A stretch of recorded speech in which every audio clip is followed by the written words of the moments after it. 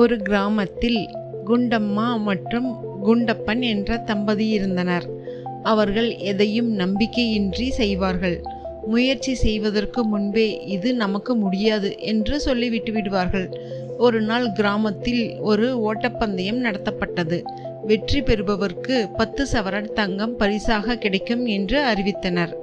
குண்டப்பன், நாம் போய் பார்ப்போம், ஆனால் நாம் ஓட முடியாது என்றான். குண்டம்மா, ஆமாம், நாம் வெற்றி பெற முடியாது, அதனால் பார்ப்பதற்காவது போலாம் என்றாள். அவர்கள் போட்டியை பார்க்கவே சென்றனர். அங்கு ஒரு முதிய மனிதர் அவர்களிடம் வந்து, ஓடி பாருங்கள், முயற்சி செய்வதே முதல் வெற்றி என்றார். குண்டப்பன் தயங்கினான். முதியவர், நீங்கள் முயற்சி செய்தாலே போதும், தோல்வியை பயமாக நினைக்க வேண்டாம் என்றார். அந்த வார்த்தைகள் குண்டப்பனுக்கு தன்னம்பிக்கை ஊட்டியது. அவன் போட்டியில் பங்கேற்றான். முதலில் மந்தமாக இருந்தான், ஆனால் படிப்படியாக வேகத்தை கூட்டினான். இறுதியில் அவன் 3வது இடத்தை பிடித்தான். அவனுக்கு பரிசாக ஒரு வெள்ளிக்கோப்பை கிடைத்தது.